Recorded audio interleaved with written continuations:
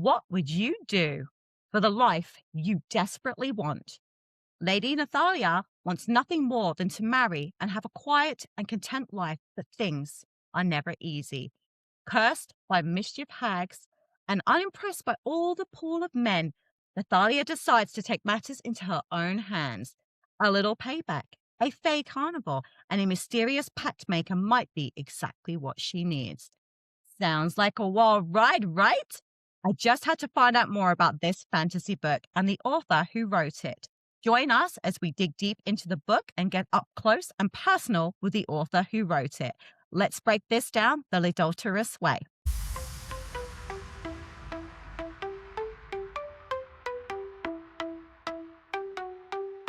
Thank you for coming on. Hello.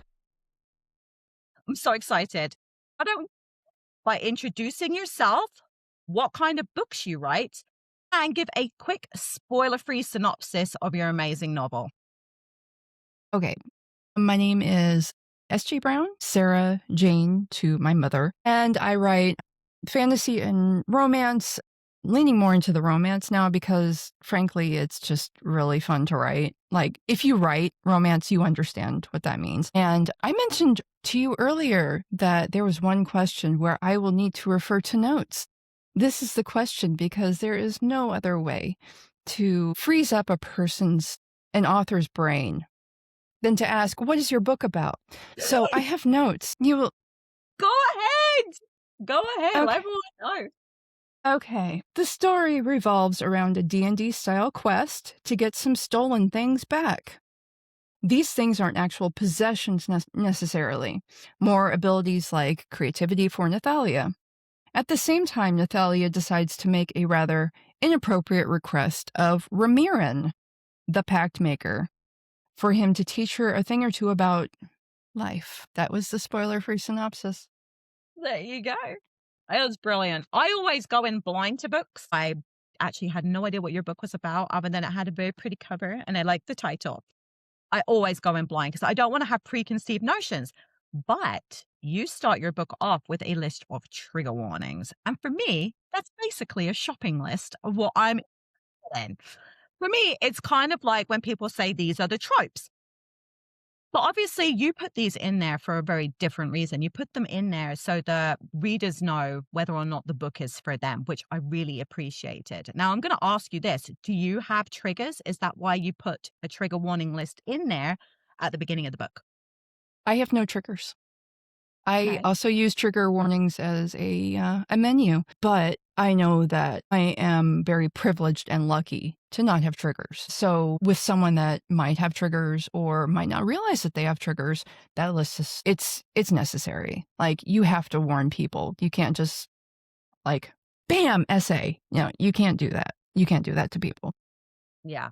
Especially with your cover because it looks so sweet and innocent on the outside. The open and there's like, well, just yeah, see, look how beautiful that is. And then you crack it open and you're like, whoa, trigger warnings. And I was like, ooh, I felt like I was getting a little surprised and I really loved that. But we're going to circle back to trigger warnings a little bit later on. Now, one of the things I really adored about your book was you did not open your book cold at all. You came in hot right out of the gate. Now, how important was it to you to hook your readers in immediately? And did you have any anxiety over the fact that you started with this energy and now you had to keep it going all the way through the book? I have a fantasy background where there's like, you have to do world building, and a lot of times that can lead to like info dumping or what have you. So with a romance, granted it's romantasy, so there is obviously fantasy in it, but with romance, you got to hook them. You got to hook them fast. And as far as the energy, I've had some people say it starts out slow, which Really? again is which again is the fantasy part of it. So I felt like I had to set the stage, but also know that people, like, they need to be invested like really, really fast. And see, this is the tongue tie part. That's okay. I Take it. No rush. I also had to give context to the story because obviously, like the prologue, this is not a spoiler. The prologue takes place decades before the actual story starts, but that history is important. And I tried to keep it as concise and succinct as possible. So it's like a page and a half of history, but you can get a lot of context from it, which I try to write more for context and info dumping. Right. I love that. I didn't find it slow at all. I felt like you gave me this information, I was hooked, and then I was like, "Ooh," and I was running along with you, so I didn't get that at all, and I am the queen of thrillers, so I understand slow paced, and that your book did not do that for me, so I don't know what they are reading, but it's not your book. Crazy. It was no, I was like, "Woo," and we just kept going, and it just kept building, and I do this thing when I read my husband says it's adorable. It's really horrible when he points it out, but I kinda like I'm like, "What?" But you can see me, like, getting excited, and he's like, "It's start shaking, you know, your Stacey's got to a good part," and I was, like, doing that loads in your book. I loved it. Don't listen to the naysayers. I'm with you. Now, I hope I get this person's name right. Was it Resha? Risha from the prologue? Risa, Risa. Yeah, that was another one I meant to check with you beforehand. So Risa, she arrives back at her cottage in the prologue and she can smell chamomile. And she says it's not helping because she's really stressed out. Now, is that something you use in your day to day life? Do you use natural herbs to help you get through your day? It's not Risa that goes to the cottage. Yeah, it's the druid that they were fighting. Oh, okay. Yeah, Yeah. must have. No, no worries, no worries. But as far as herbs, like I cook a lot. I cook with a lot of herbs, and I really should use like chamomile and lavender more because they settle things. So I should do it more though. Like God knows this house needs some sage. Some Smudging. parts. It's haunted. It's a haunted house. I swear to God. So But is mine. And she does not like us sometimes because she'll walk around at 3 a.m. And I think it's my kids. nope, it's Genevieve. Oh, is that what yours is called? Mine's called Emma. That was the old lady that lived here before we moved in, and she was the only person that lived here, so I know it's her. Sorry, Emma. Don't throw stuff. Okay, we're almost done. You got to name your house ghosts. Otherwise, I mean, you got to name your cars and your house ghosts. That's a rule. We It's funny, we have 2 minivans, one black, one brown, and one's Beauty and one's the Beast. So, yes, I completely agree with you there. Yep. That's so funny. We're so the same. That's hilarious. Okay. You actually use a term in the book for mischief hag. And I know that's a Dungeons and Dragons thing, right? So what made you pick that as a plot device? Hag is in D&D. Mischief Hag is just all up here, made up, and I wanted something that was, like, out of the gate, sounded kind of sinister, and you knew immediately, like, "This is bad. This is not a great thing. They're probably all warty and eat children and stuff like that." So, I needed something that was very evocative, and, I mean, I didn't wanna just go with hag because it's just D&D, which I used as inspiration for this, always has like a modifier and an adjective attached to it, like a swamp hag, which is in the book, or an ash hag or something like that. Um, but mischief, thief hag sounded weird. I went through like 50,000 iterations and the thesaurus for trying to figure something out, and mischief hag just felt right. So that's what I went with. No, I liked it. It painted a very clear picture of what you wanted me to see, and I had a giggle because my husband is big into gaming, and I wondered too if you played Dungeons and Dragons and you would because you would seem to draw a lot of inspiration from those. Is that something you do? Yeah, I've played since I was 11. That is incredible, incredible. My daughter, my eldest daughter, she's part of a group that all get together at the community center and play. And she talks about it, and I'm like, it sounds fantastic, but everyone would have to teach me. It would take forever. I'd never catch up. No, you would, especially with 5e. It's the rules are pretty intuitive. Some of your readers might have played 2nd edition, so They know what I'm about to say is true. That was calculus. THACO. That's a trigger word for some people. THACO. If you ever get the chance, look that up and like just absorb the madness that was that phrase. Okay. I can't properly explain it because there's a part of my brain that like blocks it out. It's that bad. I still know how to calculate THACO, but will I do it? No. I'm very intrigued now. I'm very intrigued. That's quite scary. Because when I deep dive, I deep dive. I go down all the rabbit holes all the way to the bottom. That's fascinating. I love that. Your book had a lot of Celtic lore in there. I absolutely love druids. Like this, that was one of the trigger words for me was like, I'm reading this to the end. I don't care how out of whack your story gets. You said the word druid, I'm in. Is that an area of history that you really enjoy, the Celtic lore? Or were you literally just looking for a way to drive people like me nuts when you have all these names that you can't pronounce like I have already messed up? Okay, I am probably one of the biggest history nerds that you know. Like at Really? 6 years old, at the dinner table, I would have my parents ask me history questions, like trivia. 6 years old, No. I've like asked me a history question. I memorized Trivial Pursuit answers. I read the encyclopedia for fun because I'm weird, You're a and that's nerd. okay. You're a Yes, nerd. I love that. nerds. I love it. Any culture, any time period, I loved it. I absorbed as much as I could from it. Celtic, however, holds a special place in my heart. So, yes, that halfway came from folklore and halfway came from like D&D because D&D is druids are a class in D&D and you never really see them as bad guys. And I kind of wanted to flip that narrative. I love it. Like I'm a big history person too, but being English, I went the Tudor route.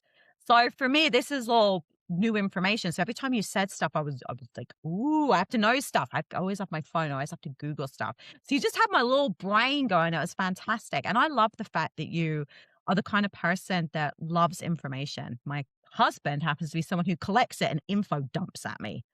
Like he's like, and it's normally about, okay, I'm going to just sidebar real quick. My husband got into making sourdough. Well, he bought a book that's about this thick on the origins of sourdough.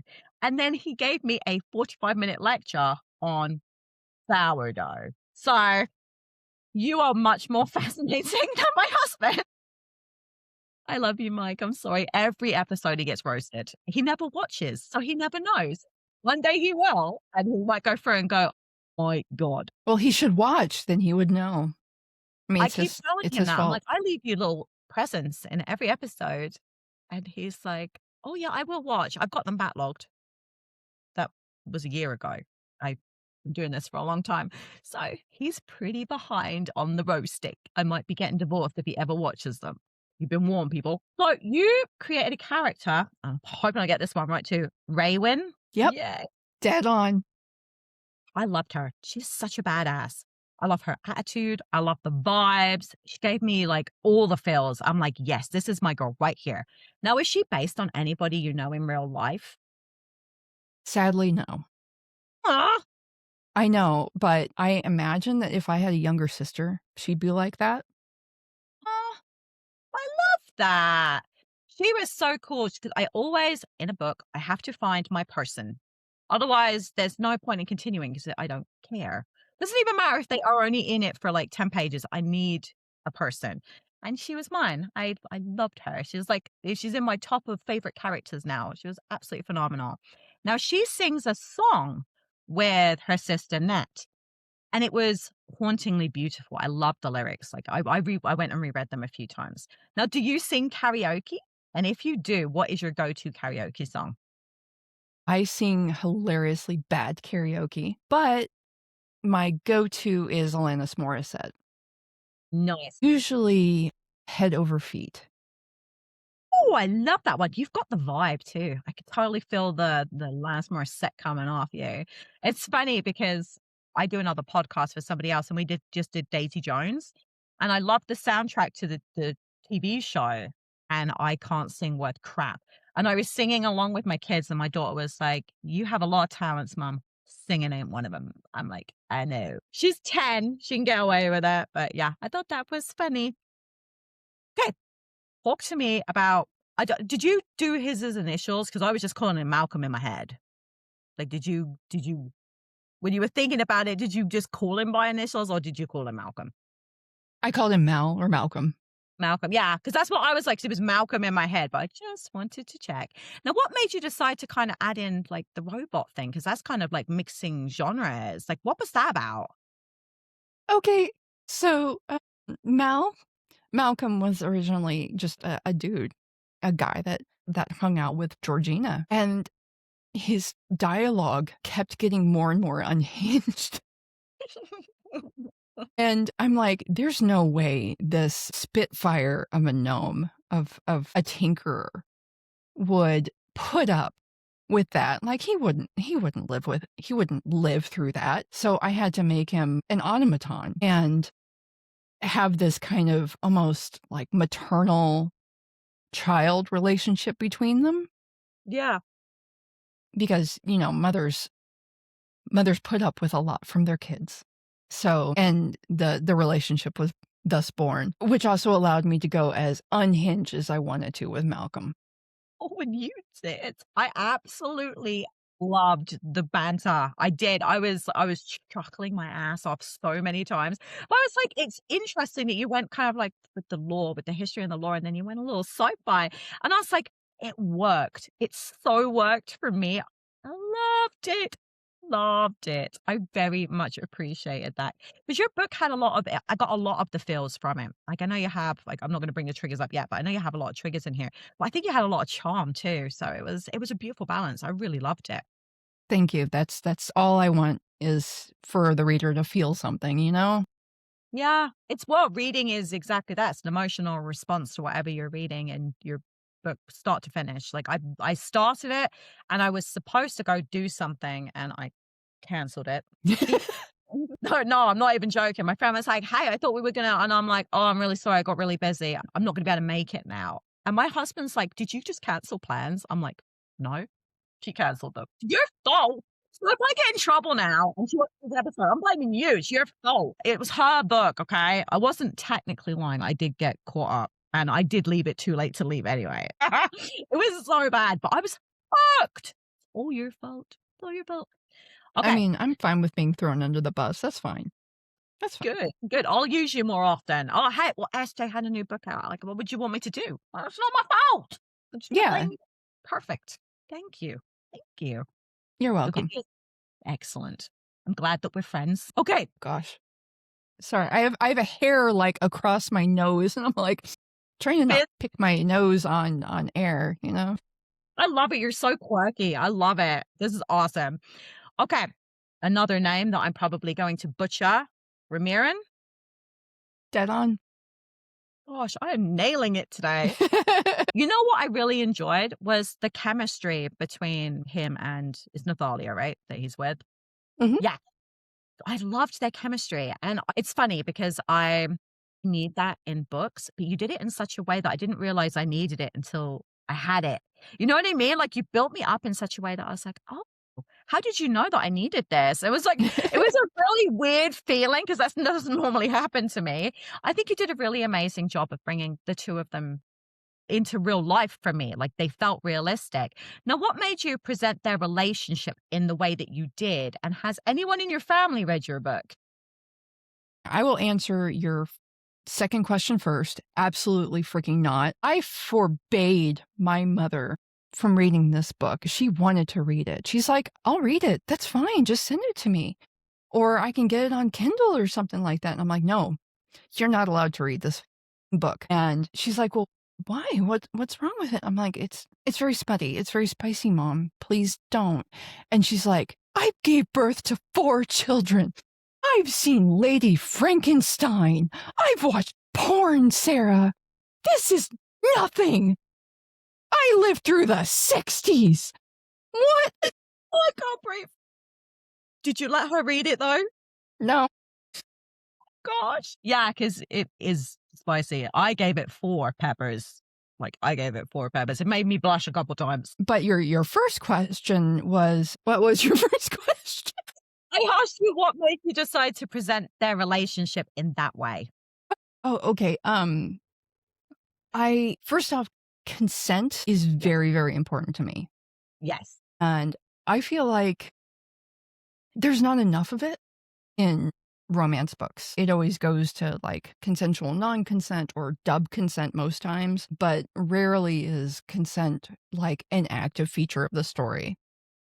And I really wanted to present Ramirin as a consent heavy guy, which I've never seen. I've never seen in books. Granted, I haven't read all of them, but You have a life. do I? Do I? But yeah, it's I wanted consent to be a key feature of their relationship and what they develop. And I wanted not only for Ramirin to show what consent was, but for Nathalia to really like absorb it and internalize it because not only are not enough male characters consent forward. Like there's some. Like I think Max in like Children of New Worlds is very consent heavy, but it's not often where the female character has to like internalize what consent is and has to come to terms with the fact that that's rare. That's sadly rare. You're not wrong. No, So I sorry. really no, it's okay. I really appreciated it. I felt like somebody was asking for my permission almost to continue. And for me, that felt very liberating, I guess is the word for it. And I was looking at it and I'm like, this is a really interesting way of putting 2 people together and bringing the heat, because you certainly brought the heat, but in such a way that it didn't feel so invasive, I guess is the word for it. My husband makes jokes that my spicy books tend to be very on the spicy side, and I'm like, "This one is as well." I'm like, "But it was gentle to a build up. It didn't feel like I was getting thrown in at the deep end." And I think anyone that wanted to start their journey out into anything with spice in it, that this would be a really good book to start with. I really felt that. Mhm. But kudos to you.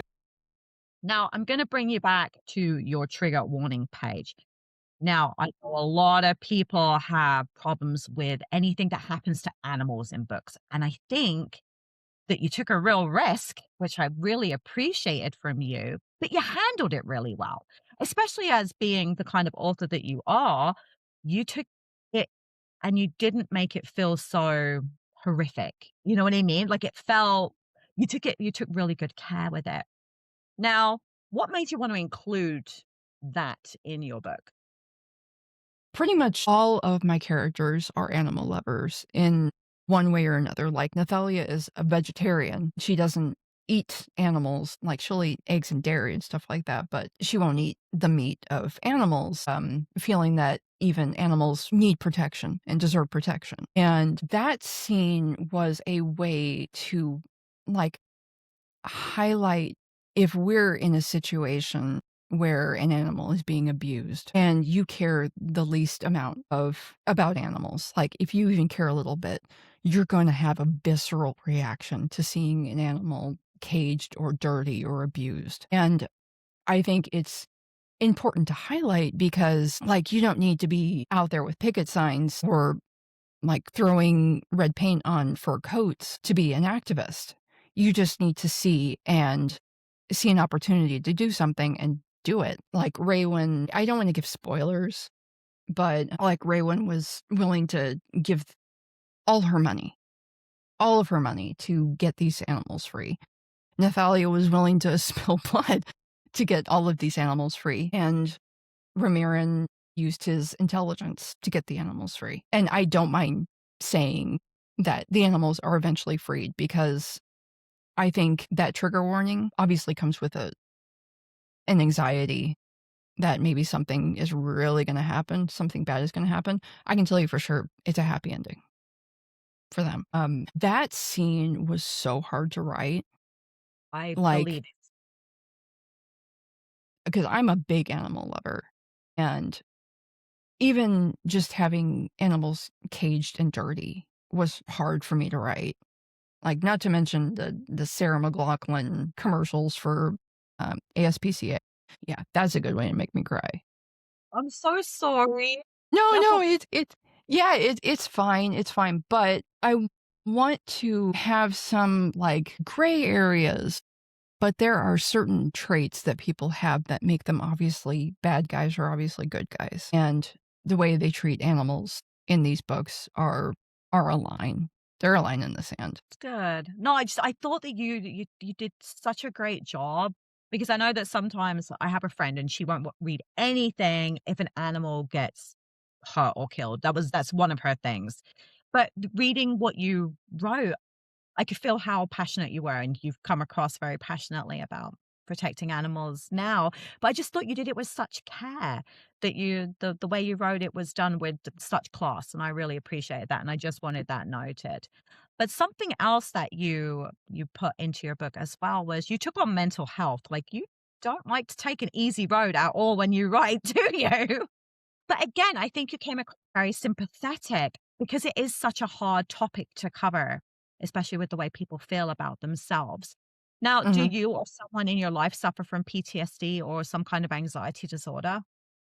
Yes, I suffer from a panic disorder and anxiety. I do know people that have suffered from PTSD, but I myself do not have it, so I actually had to research it, and, I wanted to present it in a way that was both realistic and heartfelt. Like, this is something that people struggle with. It doesn't define them, but it can mess with you so Oh. badly, and it comes out more in book 2 also. So, I really I really appreciated it. My eldest daughter, she's in college right now.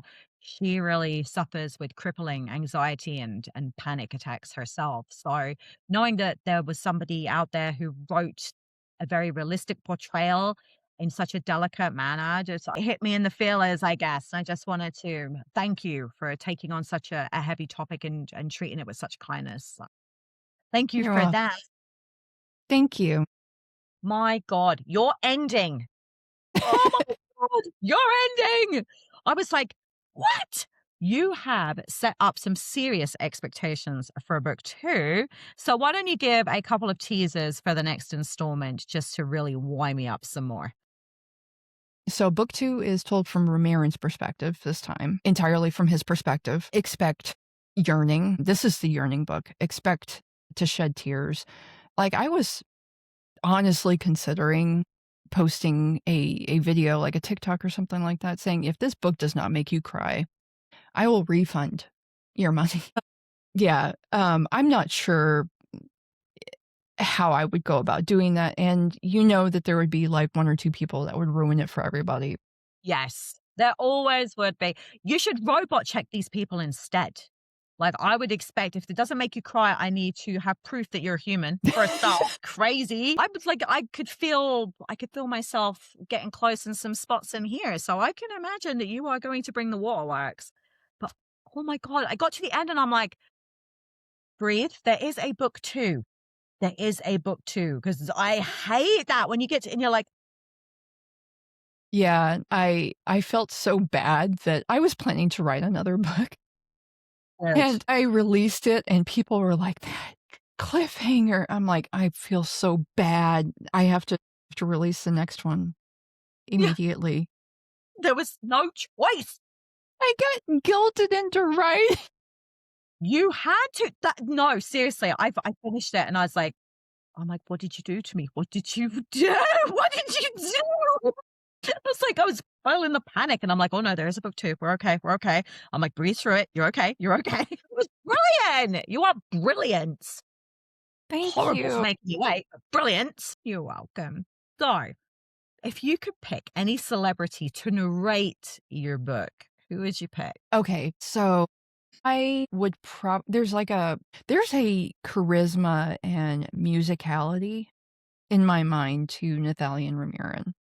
Okay. Music plays a big part in these stories, so I feel like I would actually have to pick singers Oh, okay. to do it. Like, for Nathalia, I had someone picked out. I have to check my no I always have my computer screen on with my notes, okay? I feel you. gosh, where is it? Where is it? Where is it? Where is it? Where is it? I swear to God. Olivia Rodrigo.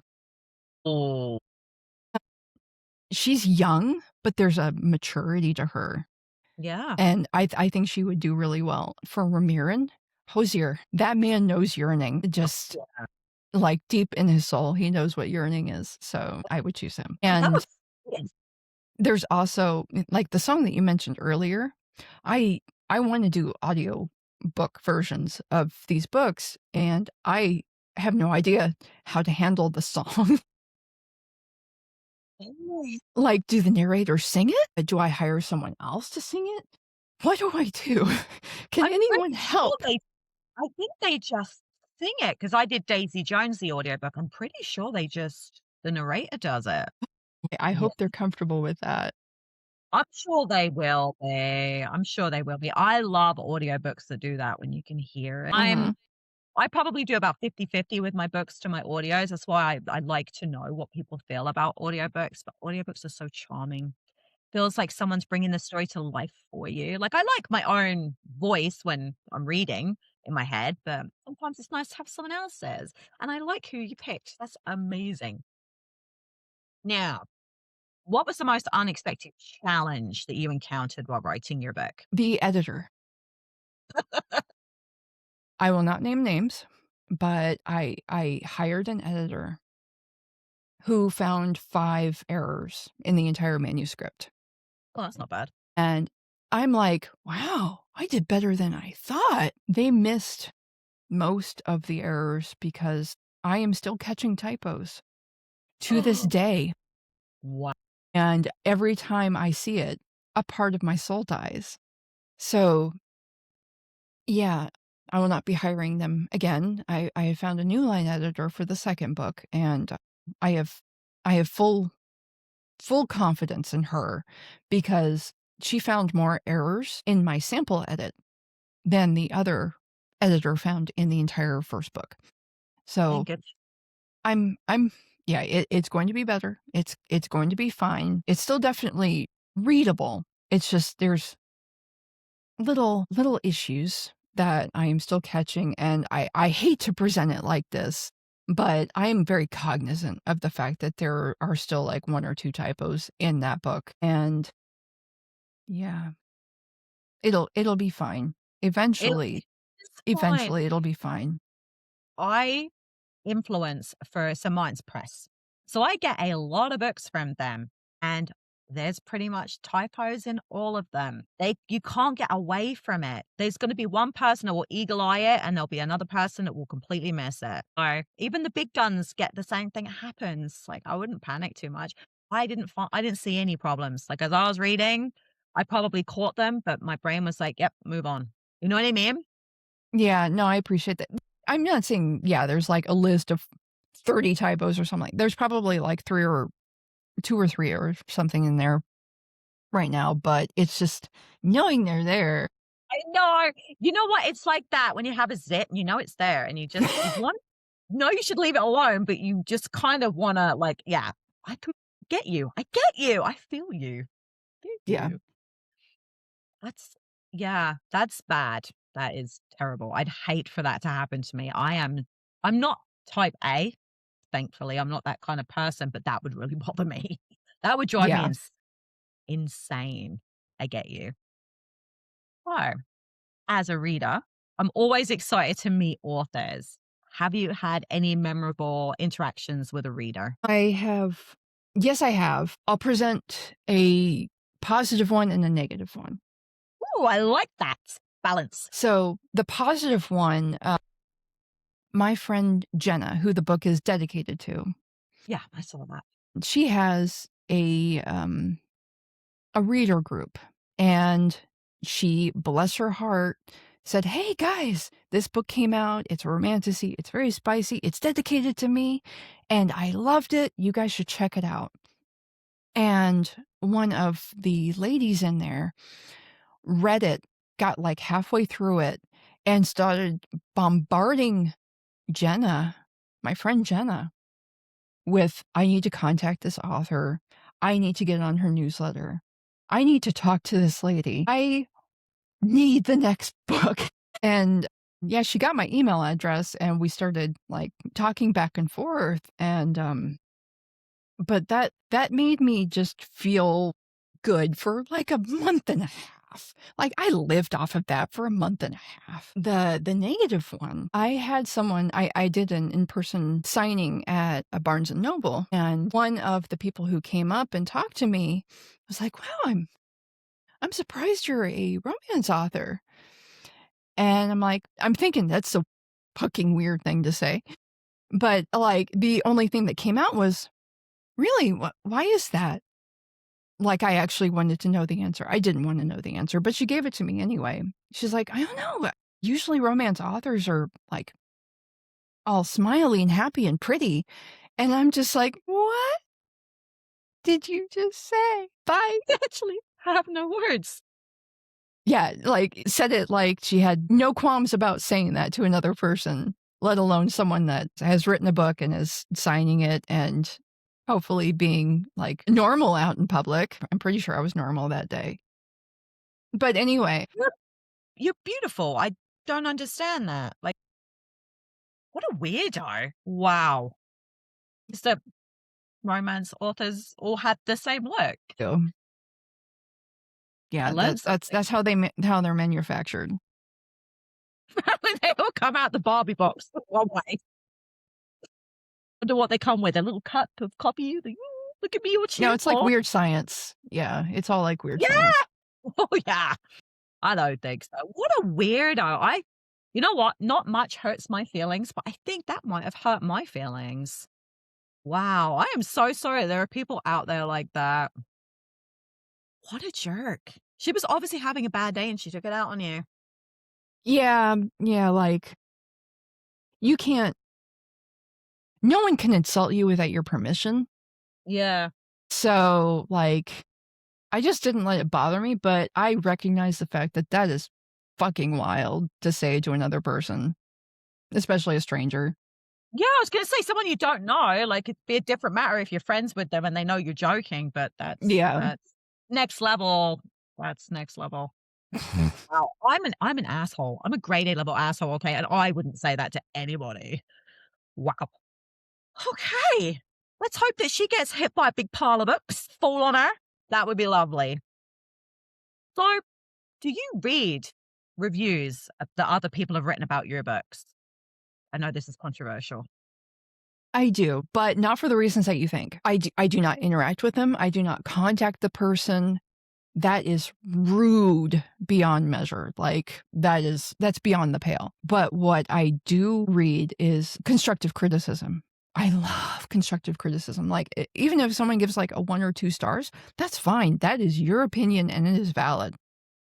But if someone comes back with, like, "There's a typo here and here," or "This part didn't make sense," or "This should have been worded in a different way," I'm writing that down because I just wanna tell a good story.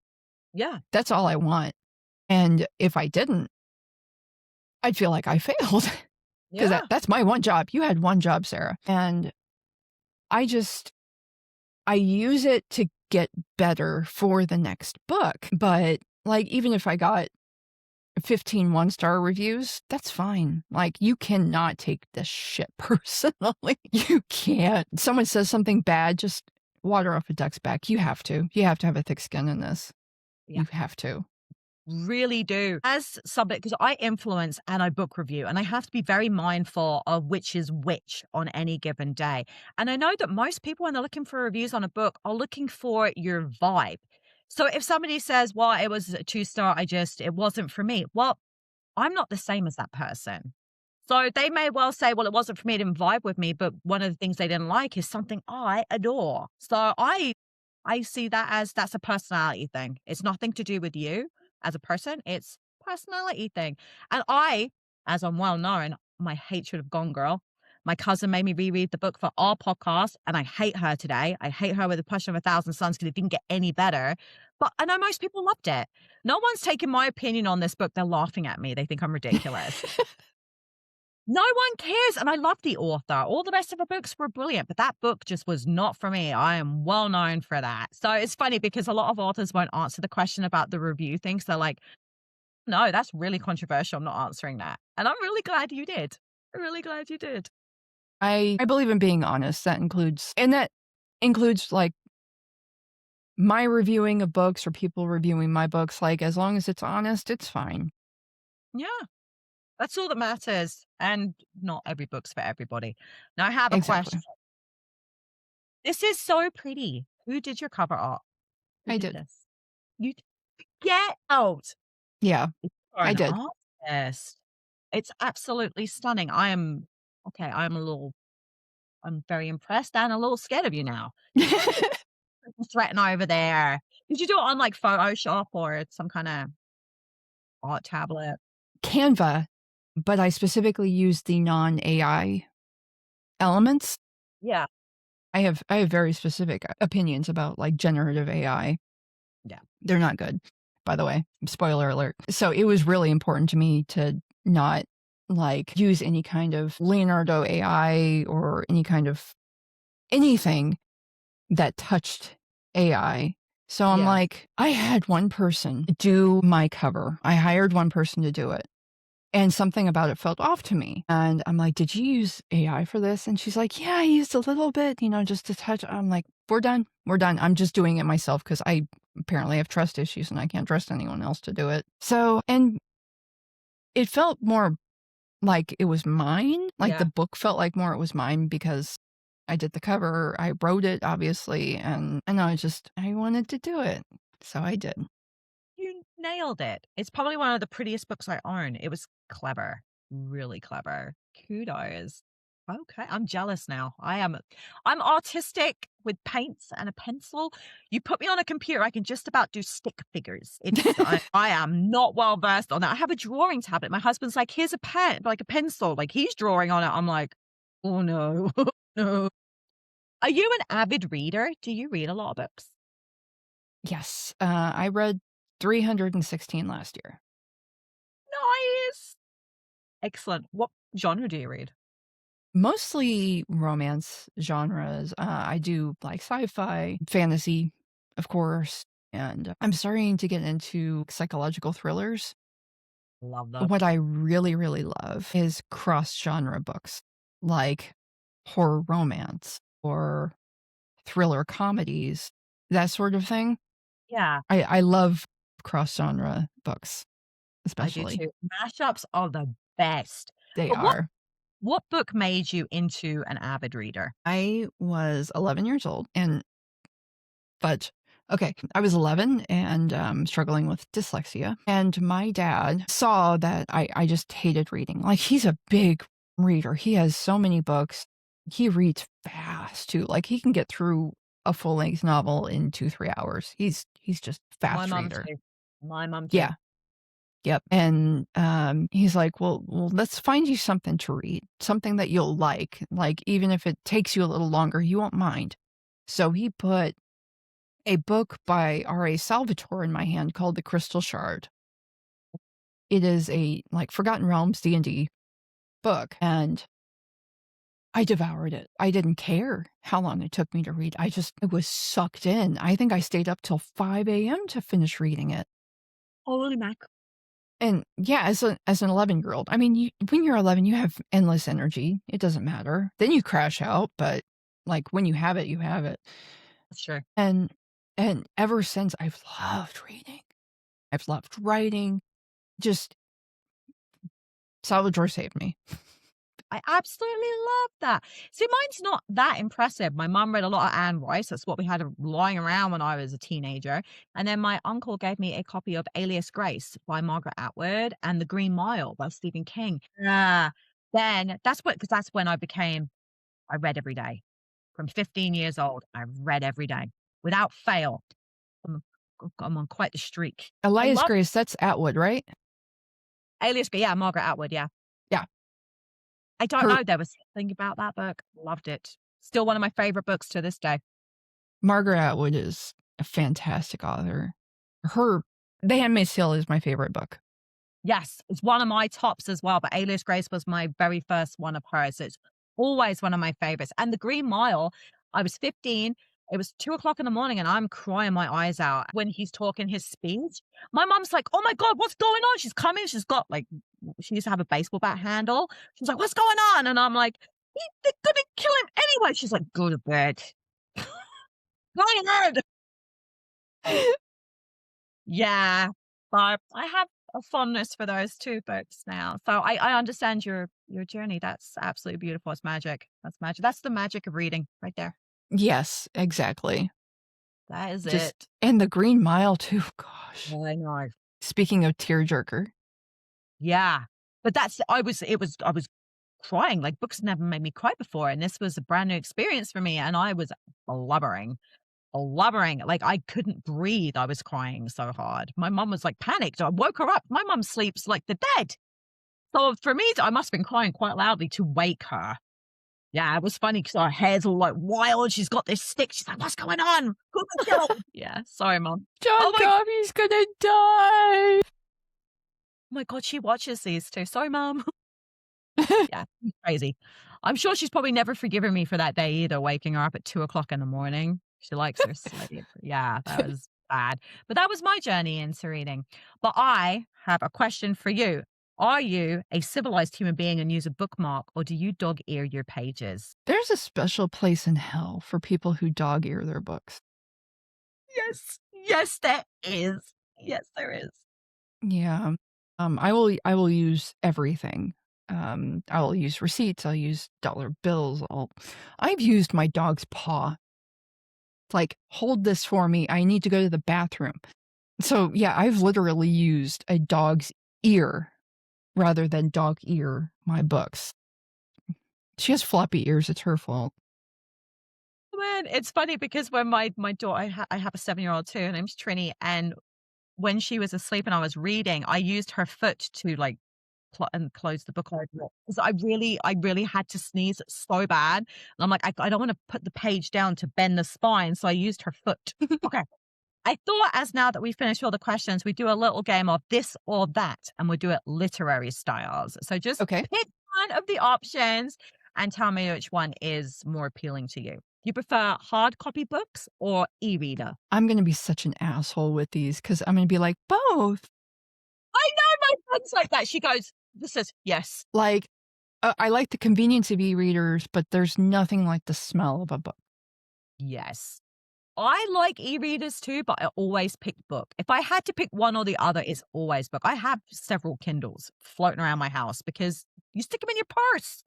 I have one in the car just in case. It's my emergency one. Like I'm Emergency you never Kindle. my no, it's true. My husband, we were out, we went to do one errand. And then he's like, "Hey, I gotta go to the hardware store," which means I'm gonna be sitting in the car for an hour because I'm not going in that hellhole. So I had to sit in the car and I'm like, what am I gonna do with myself? I'm like, "Oh, my Kindle's in here." So I read. It's emergency Kindle, and if you turn off Wi-Fi, the battery doesn't die. It like lasts weeks in there. And I'll just charge it every now and again. Emergency Kindle. Everyone should have one. Okay, I see the appeal now. Yeah. I see You the never appeal now. know. You never know. You never know. I didn't bring my main one with me because he said we were popping out, which means he would run into a store and come back. Hardware store means goodbye. I may not see you ever again. Must That's a have bait and your switch. That's illegal. It is. I told him that too. I'm like, "I didn't bring my Kindle." He's like, "Well," he's like, "I told you we were running errands." I'm like, "You said we were running a quick errand one place." He's like, "Well, you've got your phone." I'm like, "That is not the point." No, that's I can't read on my phone. I can't straight read on to my phone. jail. Straight to jail. Yeah. I should have divorced him. That should have been it for him. I should have hopped over to the driver's seat and left him there, is what I should have done.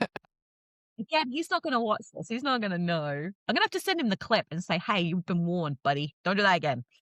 No, it was okay. That's why I have emergency Kindles because you never know. Like I've left my purse at home once. I didn't have my Kindle. I was running the car. It was okay. I was Or saved. your snacks. Oh, yeah, I always have to have snacks. I get hangry when I want Yeah, snacks. Yeah, it's important. it And is I important. I have kids, so we always have snacks, and I will never admit this to anybody else, but I have quite the fondness for fish crackers, There's nothing wrong with that. little fishy crackers, and we have them in the little pack-sized bags, and I always have some tucked away in the car. I like Swedish fish, so for some reason, fish-shaped snacks are the best. I'm with you. Yum. Okay. Do you prefer writing in the morning or in the night? At night, that's not a both, that's at night because I am barely a person in the morning. Same. Oh my god, if I feel like I'm talking to myself. People know not to come near me for at least an hour. Like, don't talk to me, don't pretend you don't have a mother, okay? Dad's always he's the morning person, okay? My husband's like, he's trying to creep past me. I'm like, "What?" He's like, "I'm just trying not to disturb you."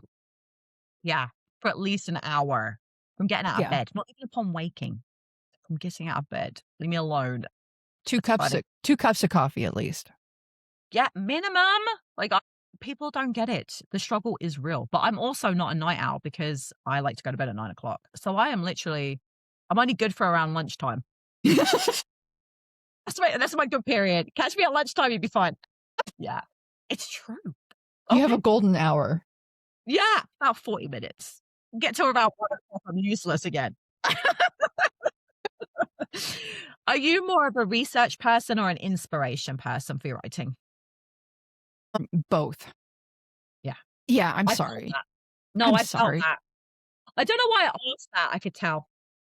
but I get inspiration from the weirdest fucking places. Like, I'll hear a few words of a lyric, and that'll create an entire storyline. I'll read Right, something on Wikipedia because, again, I'm weird, and that'll create another storyline. And I do like research, like the PTSD thing. That's something that you definitely need to research, and any kind of history relevant to whatever story you're doing, you got to research. Because in my mind, yeah, there's creative license, but you can only go so far. Like, be a little respectful to what you're doing. But yeah, both, because no, I I'm can't okay make up with my that one. mind. That's okay. Mountains or beaches? Mountains, greenery makes me happy. Like, it fills me with peace. So do you prefer summer or winter? Summer, I am a lizard, and I'm still trying to figure out how to initiate hibernation. Right. I hate winter. Do you like to travel or do you prefer to stay home? Both. I swear to God, I have very specific opinions about very specific things. You just happen to be asking about this stuff I'm like ambivalent on. I did it on purpose, obviously. I'm transmitting brainwaves to you clearly, and you know exactly what to ask, where I'm like, both. My favorite one's when you suddenly go brain dead too, and you're like, I can't answer that. And you knew you had an answer, it's just gone. That's my favorites.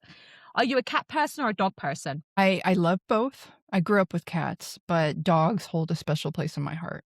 Yeah, I can feel that. Okay. Do you prefer your stories to be character driven or plot driven? Character driven, specifically because it's the characters that are writing the story. I'm just jotting it down. That's a great answer. Okay. What's worse, reader's block or writer's block? Writer's block. Yeah, I feel Uh, that with my. Is a reader okay, let me just make sure that I'm, like, answering intelligently. Reader's block is like a book slump, right? Yeah, Okay, yeah. Yeah, writer's block. yeah. I I can appreciate this because sometimes I have writer's block just writing reviews.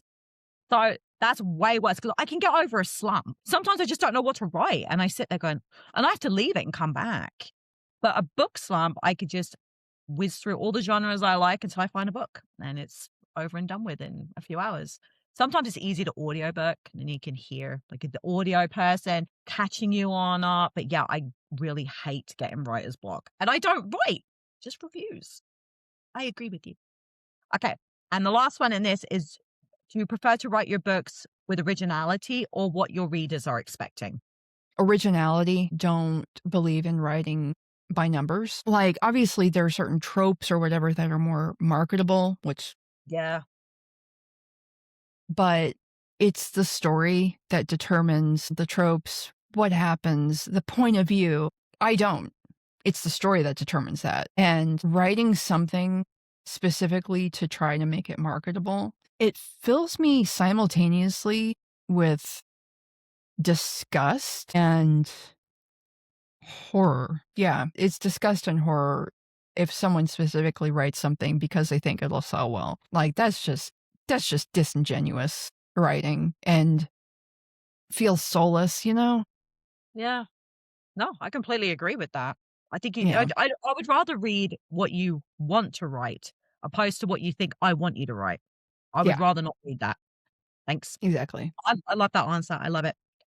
So, what is your current work in progress, and when can readers expect to buy it? Uh, I have literally like a Word doc that has work in progress ideas. It is literally 40 pages long of just little like paragraphs or sentences or premises or writing prompts or something like it's 40 pages Holy mackerel. and it's insane.